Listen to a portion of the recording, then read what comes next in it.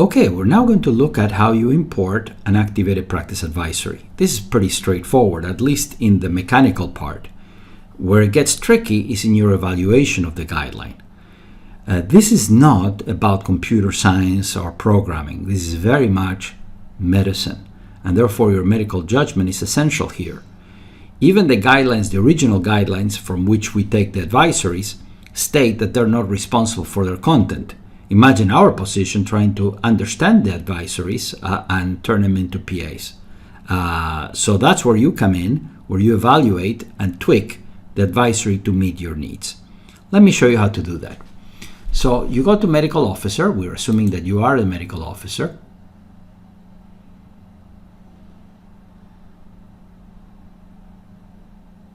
And you go to practice advisories. And check whether the practice advisory is here by clicking import. Very important is to check the dates of these practice advisories.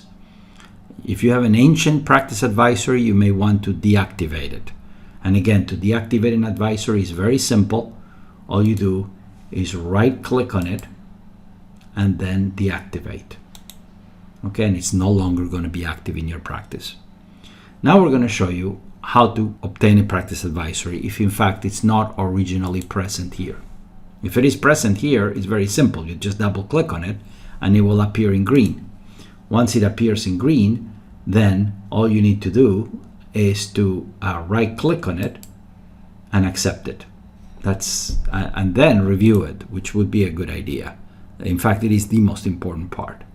You really right click on the advisory, you overwrite it, okay, and then you evaluate every part of it to make sure that the language is the one you wish to use by clicking here, making sure you wish to use this language, that the frequency in which the advisor returns is what you like. In fact, this advisor will return every single encounter, every single time. This may or may not be a good idea. You need to understand what the guideline wants. And of course, knowing what the guideline wants is very easy. You just click on View Reference.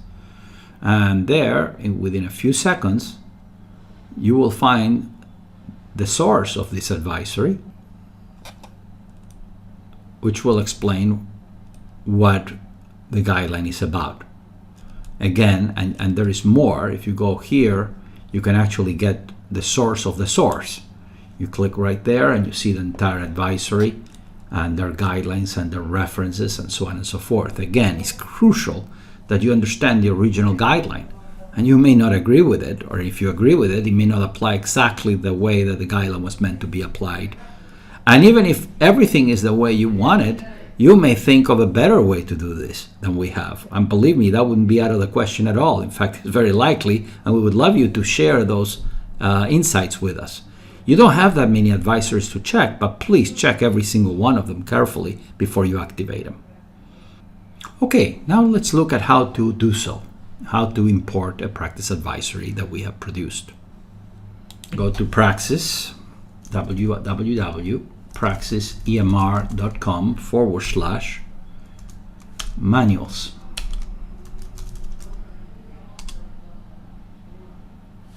And you go to Praxis V7 upgrade. Okay. And you will see the latest manual right here, which you can click on and review. This manual, by the way,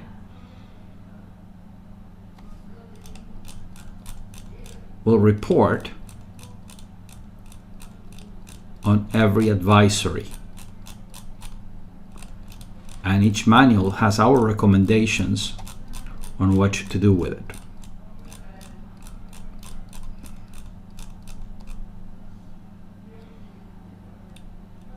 Right here, and what additional measures you should take. Again, you may want to do it differently, but please understand the practice advisory and our approach. It is our approach, and your approach may be a lot better than ours. It is a medical judgment decision. It's not a programming decision. Okay, let's download a practice advisory. You see right here is a download file. I click on it. save file, and you can see it is being downloaded right now. It actually downloads very quickly. I click on the right and I can see it, and there it is. I right click and I cut or copy, whichever way you want to do it. And now I go to the place where the practice advisories are kept. The practice advisories are kept within the Praxis program. Let's take a look. Usually this is in the C drive. PRX3, client, practice advisories. All right, I'm going to go ahead and add the new zip file. And I'm going to right click on the zip file and open extract here. Okay, and now all these new practice advisories have just appeared. Now it's very straightforward again. Go to medical officer, I go to the import, and the new practice advisory should be available. In fact, if you click on date modified, you will see the latest ones. Okay, I'm going to bring the diabetes mellitus, diabetic foot, practice advisory, double click here, and there it is. Now I find it, and there it is. Right click on it, and I accept it. Now once I accept it, I can either work on it and click save as draft, and now it will turn blue, right? And I can keep working on it until I review it completely. Always finish in order to be able to complete it. All right, and now I can review to see how it's made up. Age, here I see, for example, that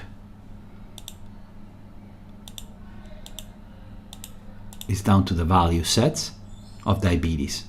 This basically covers all of the ICD-10s for diabetes.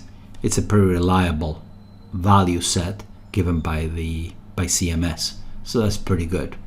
Okay, so this is any patient over 18 years of age with a diagnosis of diabetes, and this is the things that the recommendations are. Obviously, the first thing to do is to look right here at the eye and see what the actual recommendation is about.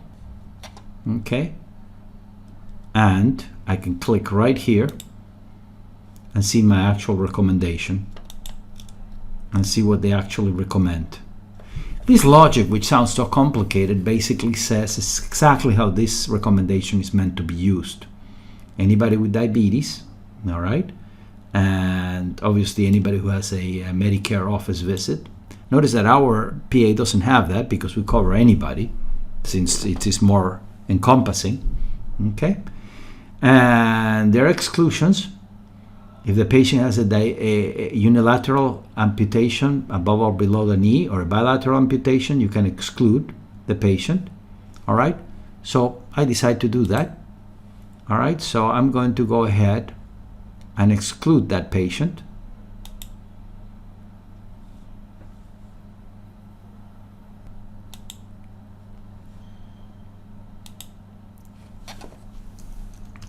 Amputation, bilateral amputation. I'm going to click right here. Now I'm going to right click on this and say toggle include, so it's not. So it has to be anybody with diabetes who has not had a bilateral amputation. All right, and I close it. So it won't, if I didn't put that in, then you'll see these line items for everyone, and you basically may not require it because they have bilateral amputations. Here, the other way we can do it is to click here, and because they had an amputation, then you generate the codes, and that takes care of that. Either way would work. All right, so you note that the patient had an amputation, so you send the appropriate codes, or you actually don't even bring it up because the patient had an amputation. Two ways of doing it. It's a clinical decision more than anything else. Do you want to see that line, the practice advisory, so you can think about all these options? You don't want to see it, etc. Also notice that it's being sent to the providers. There's no rule that you have to do this. This could be sent, for example, to your assistant if you consider your assistant can make these kinds of decisions for you before you see the patient. In any case, those are decisions, clinical decisions that you have to make. The guideline is the same one as we all read. You just look at it and you see whether you agree with the guideline, and you know it's a medical decision like any other. I hope this helps. If you want to get rid of a guideline again, and when you're ready to activate it, you click here, and then of course you click right there, and as soon as you do that, that guideline is active in your clinic. If you ever want to deactivate it, you find it again and you right click and deactivate. All the inactive guidelines, as you know, are right here. Okay, and the date that it was inactivated is also here. I don't think there's much more I can say. Most of the stuff is medical. The more guidelines that you review, the better you get at it, and besides, you don't have to review that many, only the ones you want to pass on. And again, think about it from your perspective. How would it make your life easier? Look at our guidelines as a heuristic model, as a way that we thought we could benefit you. But obviously, we don't know exactly what your clinical condition is about, whether your nurse can take care of the guidelines or not, whether you want to see the patients every 6 months or every 3 months. Those are all decisions you have to make. Thank you.